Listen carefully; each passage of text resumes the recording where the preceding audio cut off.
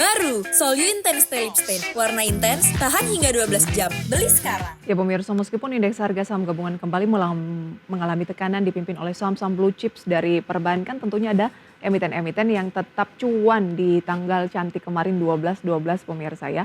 Apakah kita harus fokus ke saham yang melemah ataukah yang justru sedang mengalami penguatan? Ini akan kita ulas nanti bersama sejumlah sentimen global. Kita beralih ke agenda ekonomi terlebih dahulu pemirsa, ada pinjaman baru dari China di bulan November, kemudian data pertumbuhan utang kumulatif China juga di bulan November, serta ada agenda dari Amerika Serikat berupa posisi cadangan di Bank Federal Reserve dan juga neraca perdagangan dari Jerman. Kita bergeser pemirsa untuk agenda emiten dari dalam negeri, ada RUPS dari TLDN, FAPA, dividen tunai pemirsa dari GDST dan beberapa agenda lainnya, termasuk DPS dividen tunai interim dari Brand dan pembayaran dividen tunai dari PNGO. Update dari Bursa Asia pemirsa, ketika Bursa Amerika dan Eropa melemah, Asia juga kompak melemah. Nikkei turun hampir 1%, Straits Times turun tipis 0,03%, Kospi Korea Selatan turun tipis 0,16%, Hang Seng turun 0,96%.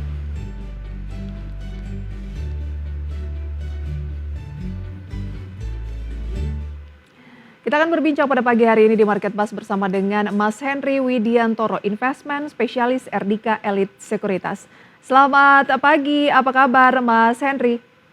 Selamat pagi Mbak Prisa, baik kabarnya luar biasa. Terima kasih untuk waktunya pada pagi hari ini, kabar yang luar biasa. Bagaimana kalau Anda melihat pergerakan dari bursa global sejauh ini? Luar biasa juga?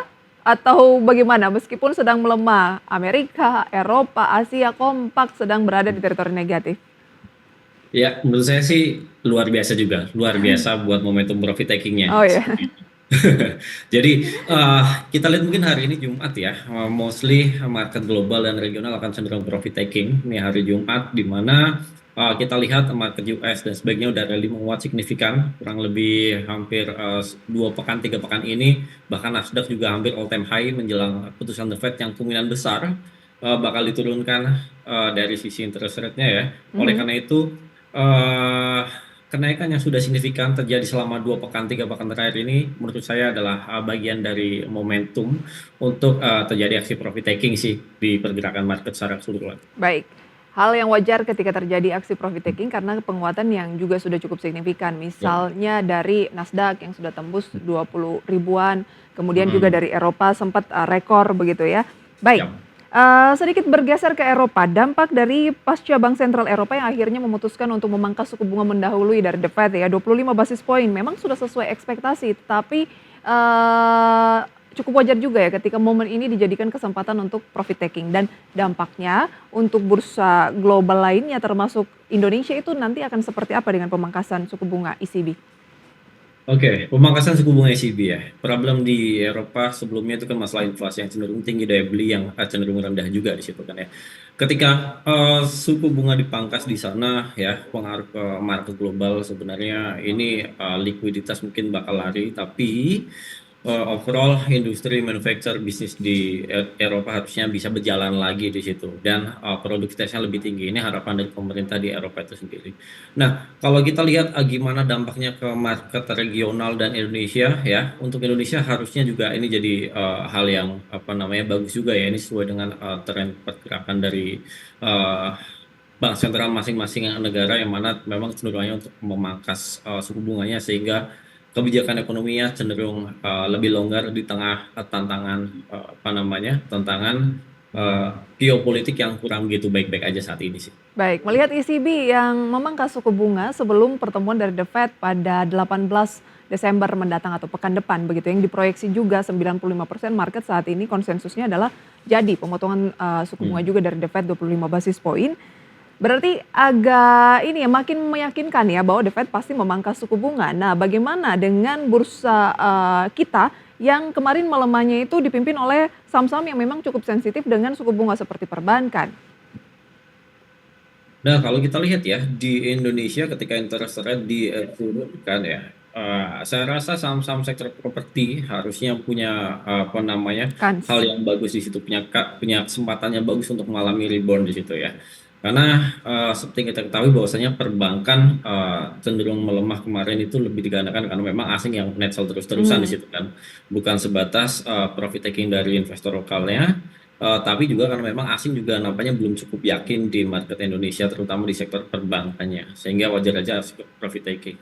Nah, peluang yang ada di sini ketika interest rate di Indonesia juga harusnya diturunkan, saya melihat bahwasanya saham-saham sektor properti cukup menarik di sini sih. Sektor properti cukup menarik. Kalau berbicara mengenai emiten yang sensitif terhadap suku bunga kan ada beberapa, tapi Anda lebih tertarik saat ini melihat ke properti ya, kalau Ya, berbicara mengenai suku bunga. momentumnya banyak untuk properti saat ini. Baik. Dalam hal ini apa namanya keseriusan pemerintah buat subsidi rumah, Mhm. pajak ditanggung pemerintah yang diperkirakannya tahun depan akan diperpanjang, terus kemudian apa namanya target pembangunan rumah yang dipercepat ke depannya, sehingga menurut saya peluang paling bagus di sini adalah pada saham-saham sektor properti, Sektor properti. apa namanya di sektor residensial. Baik, nanti akan kita ulas lebih jauh mengenai saham sektor properti ini masuk tidak dalam daftar rekomendasi saham Anda ya. Tapi kita bergeser sedikit ke komoditas. Emas itu turun dari posisi puncak 5 pekan.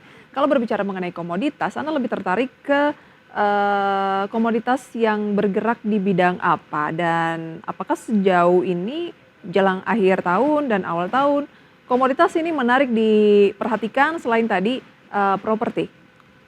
Oke, kalau saya lihat untuk komoditas mungkin cenderung dalam jangka waktu hingga akhir tahun atau bulan Januari di situ kita fokus ke nikel dan juga apa namanya nikel ya. Karena balik lagi nikel di sini kita lihat demand-nya mulai naik. Terus kemudian juga ada kebijakan dari pemerintah yang kemungkinan besar akan untuk menutup RKF ya, beberapa smelter di Indonesia untuk